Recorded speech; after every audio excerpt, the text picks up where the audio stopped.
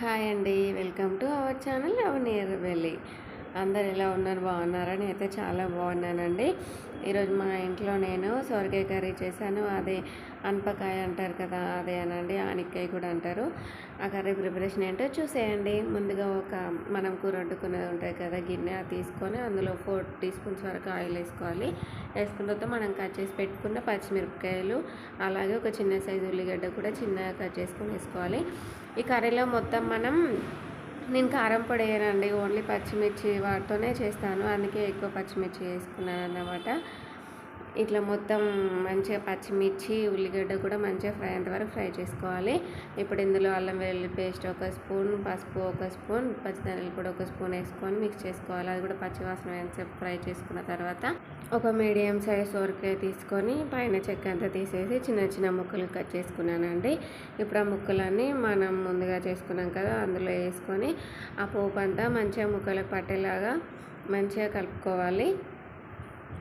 మీరు కూడా ఇట్లనే వండుతారా అండి కర్రీ, లేకపోతే వేరేలా వండుతారో నా కామెంట్ సెక్షన్లో కామెంట్ చేయండి, ఓకేనా? చూడండి, మొత్తం మిక్స్ చేసిన.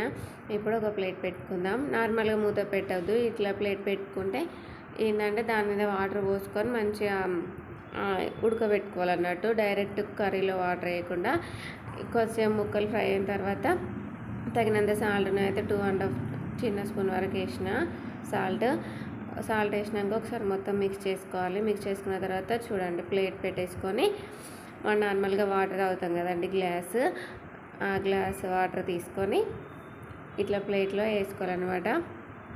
డైరెక్ట్ కర్రీలో వాటర్ వేయకుండా ఇట్లా వేస్తే మంచిగా ఉడుతుంది. చూడండి అట్లా. ఇప్పుడు మనకు తెల్లగా అనిపిస్తుంది కర్రీ, కానీ కర్రీ మొత్తం అయిపోయాక ఎల్లో కలర్లో బాగానే ఉంటుందండి. ఒకసారి మిక్స్ చేసుకొని మళ్ళీ ప్లేట్ పెట్టేసుకొని ఉడికించుకోవాలి. మధ్యలో కలుపుకుంటూ ఒక 5 మినిట్స్ అట్లా ఉడికించుకుంటే అంతే అండి. చూడండి, ముక్కలు మొత్తం సాఫ్ట్గా ఎంతగా వరకు ఉడికించుకొని ప్లేట్లో నీళ్ళు తీసుకోవాలి. మళ్ళీ ప్లేట్లో నీళ్ళు అట్లే ఉంచితే వాటర్ అట్లనే ఉంటుందండి, అందుకని తీసేసుకోవాలి. ఒక 2 మినిట్స్ తర్వాత చూడండి, ఆయిల్ మొత్తం సపరేట్ అయింది కదా, ఇట్లా సపరేట్ అయింది, కానీ కొంచెం వాటర్ ఉండే, అందుకనేసి నేను మళ్ళీ కాసేపు మగ్గించుకున్నాను కర్రీ. మళ్ళీ ఒక 2-3 మినిట్స్ తర్వాత చూడండి, ఆయిల్ మొత్తం సపరేట్ అయ్యి మంచిగా అయిపోయింది కర్రీ.